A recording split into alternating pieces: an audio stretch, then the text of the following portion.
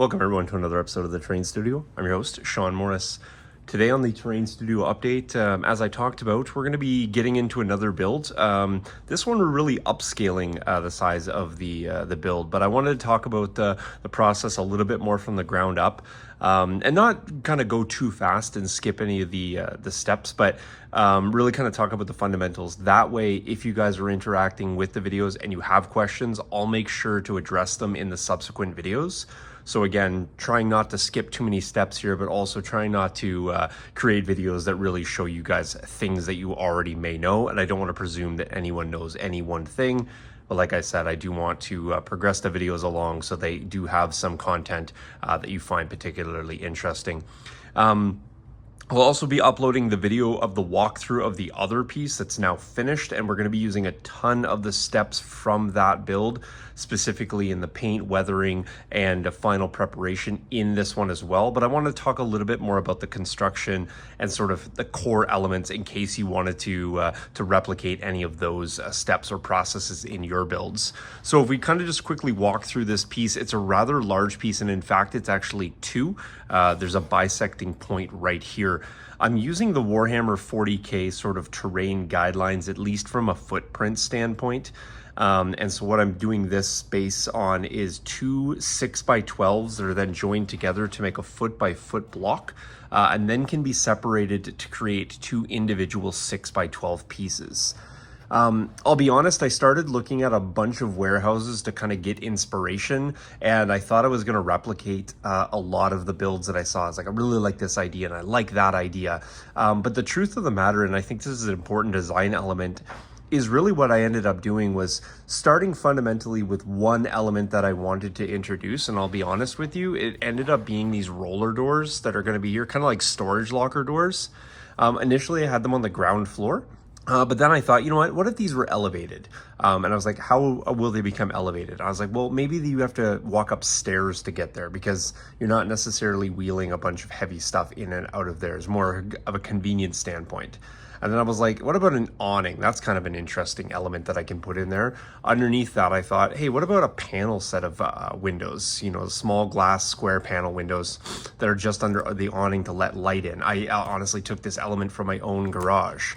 Then I was like, well, how do I decorate the top? And I was like, well, let's go stock standard bay windows, a little larger than I did before, obviously more factory-esque windows. And that's sort of how the front evolved. When I got to the side, one of the pieces that I wanted to tie in was a little bit of a pipework section, but I couldn't go outside the threshold, so I had to create an indent. I also put a window in here because I thought, let's tie that around to the front.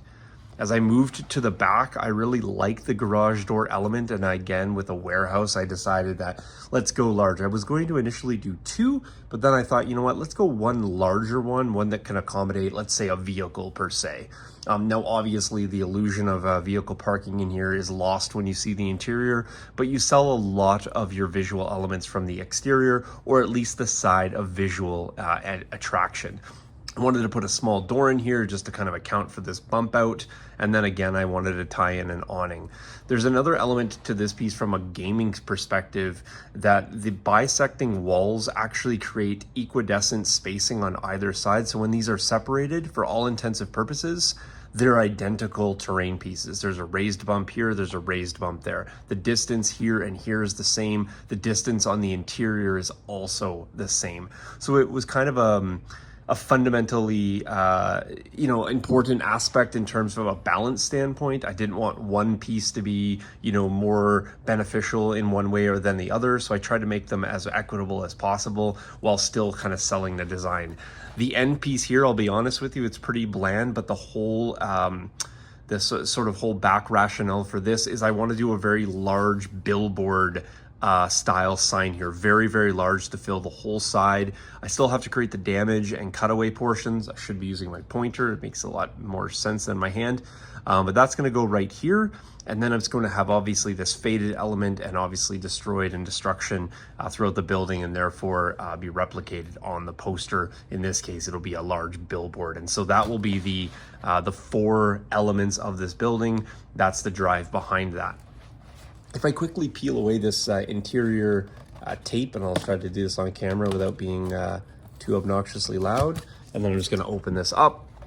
It's not designed to be hinged, but for convenience of the video, we will hinge that. I'll remove the Lazy Susan, there we go. So from the interior standpoint, if you wanted to L-shape this, it'll have a very nice look. If you want to separate them, it'll have a very similar look. On the inside, this is going to have a little bit of a bump here because obviously the doors are elevated now. So a small bump here and then another staircase coming down here. That's going to give you a raised element in here. And then over here, a platform without stairs, a little bit of stairs coming off here.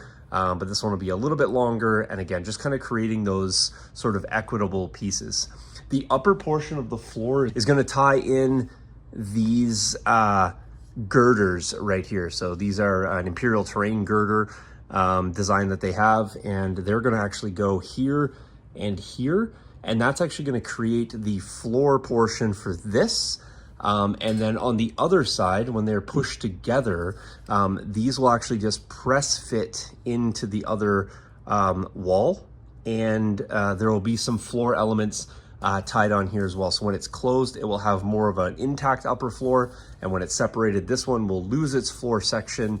And this one will retain it, and it will run out a little bit over the template, fully understanding that that kind of exceeds the template. So I will do a visual marker on the floor itself. It'll be very subtle to maintain the threshold of this. I wanted to have something really kind of cool and unique. I could think about eventually possibly splitting these. So I'm going to look and see where the split's going to happen. It's going to happen right around this element right here.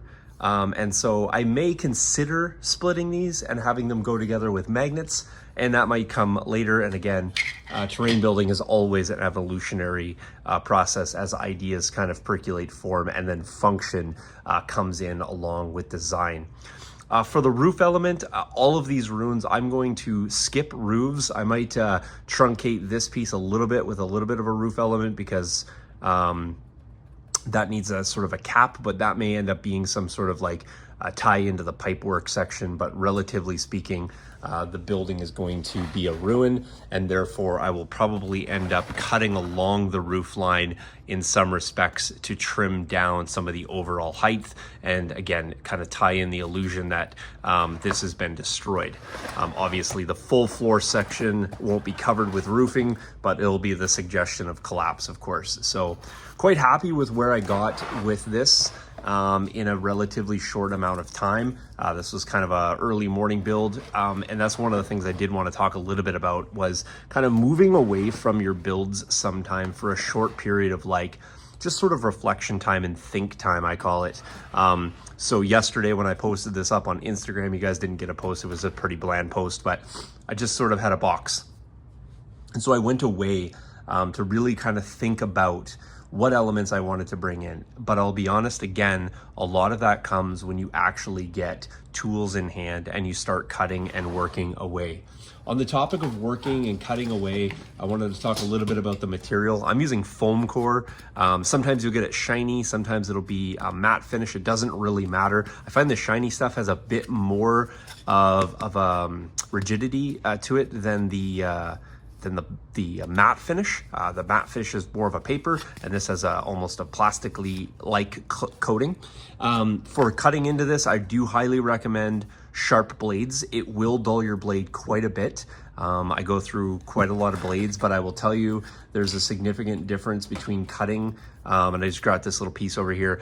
If you start to cut and you start getting any of these sort of flex at the end, or you don't quite get through the foam, that's a really good indicator that your blade probably needs to be changed out. When you're cutting, you want to have really nice, precise cuts. You want to have, as far as you can, maintain a 90 degree. Obviously, when you're building squares or building elements, a small degree of change can create a large degree over the piece that you have.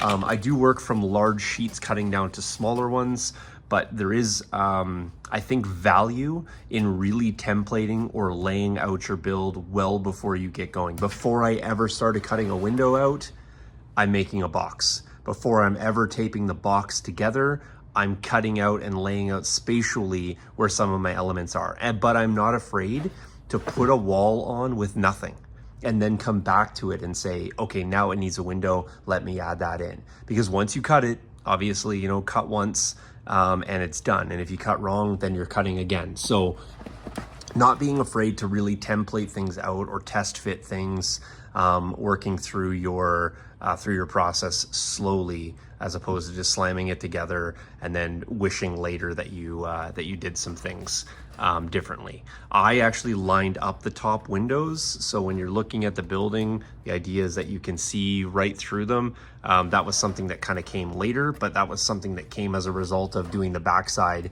in conjunction with the sides. I didn't do everything together and then hope it all came together. I did one and sequentially moved through my steps, much like my thought process that I explained earlier.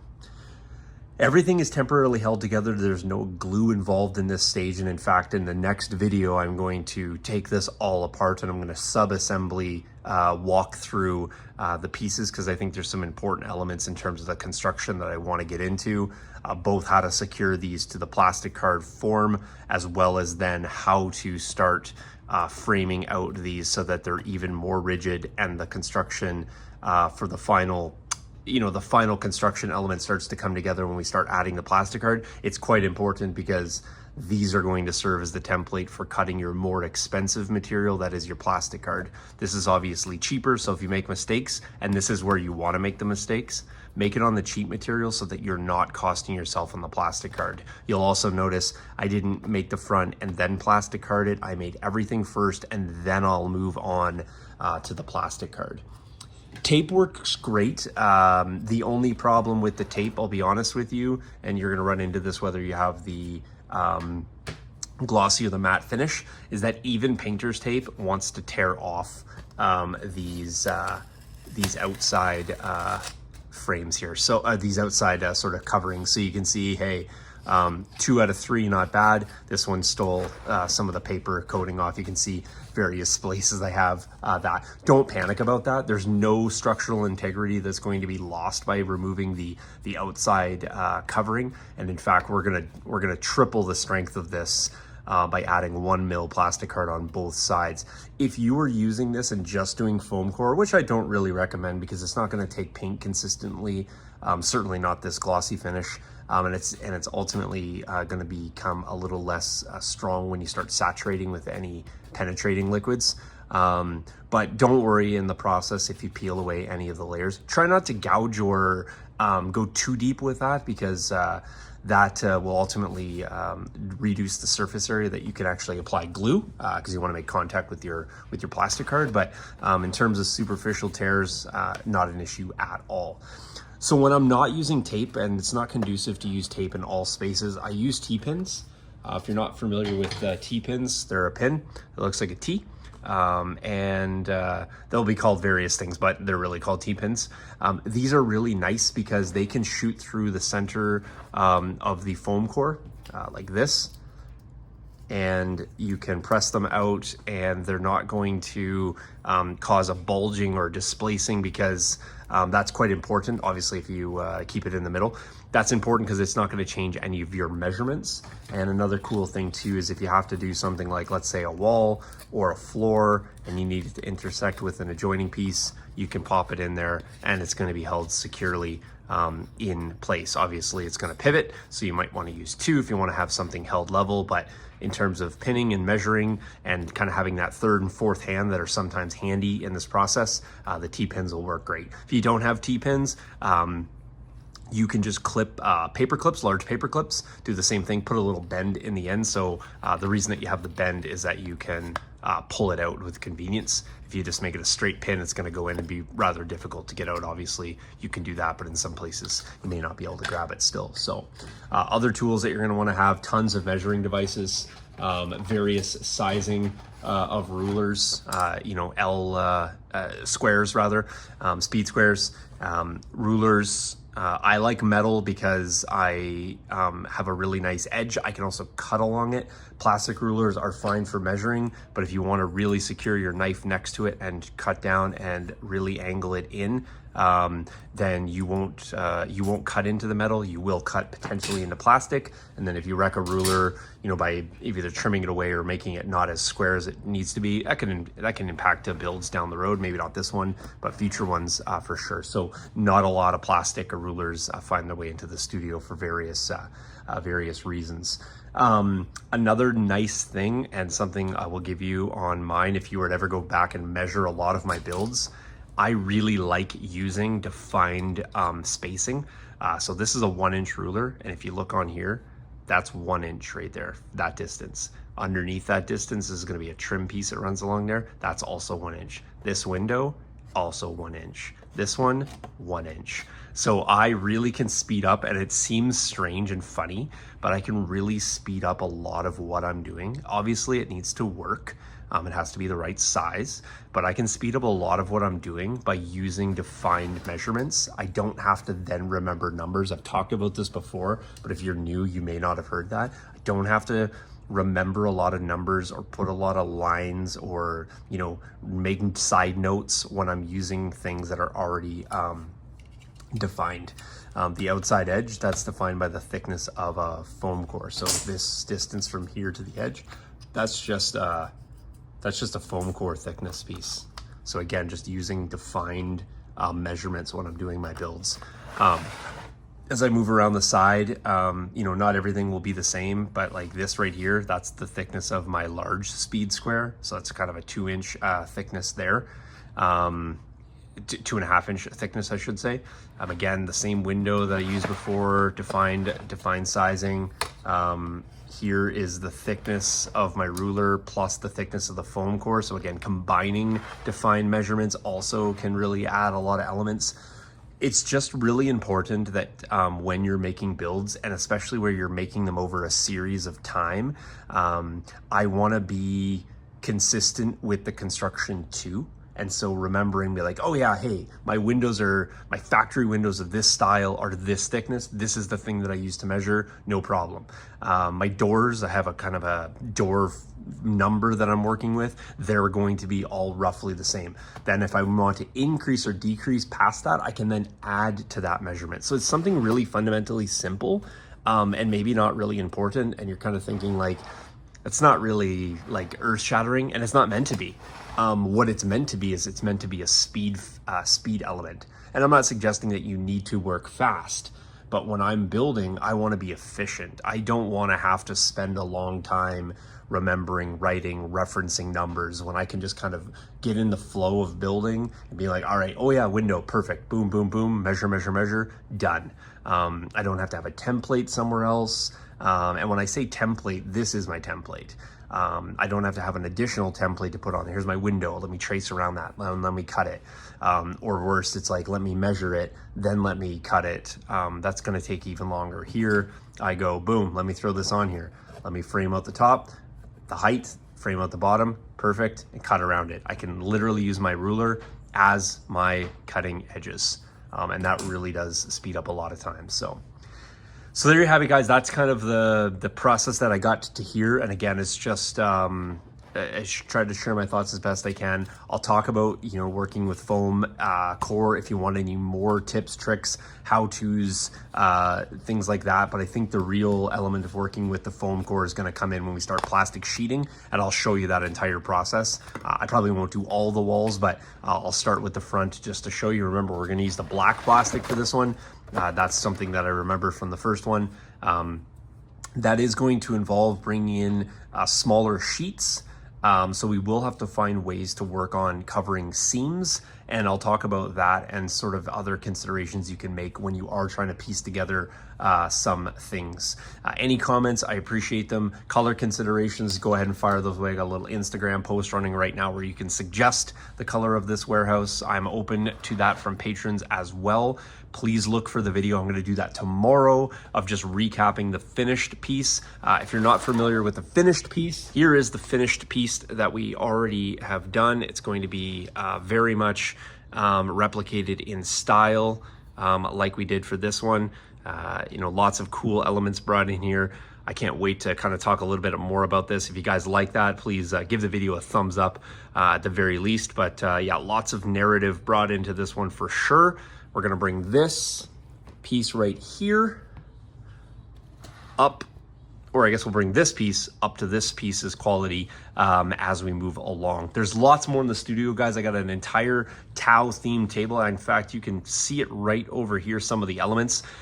There's about 40 pieces for that table. That'll also be happening in the studio, so stick around, guys. Like I said, thanks for being on here, patrons. I appreciate that no matter what tier you're viewing this at. Just keep in mind that $15 tier if you want to be there. When I have perks available, and I do that a few times a year, that is one of the elements, but the real perk, I would say, of that is just that access that you guys can get to me really anytime. If you want to consult, sit down, video, hash it out via text, whatever, I'm there to help you out. Let me help you save money on your project by either advising you or cautioning you against certain elements. I want to help you guys on the technical side if I can, and if you just want to theorycraft, spitball, shoot around some ideas, I'm happy to do that as well. So thanks for all you guys do, and I appreciate it. Catch you guys in the next video. Cheers.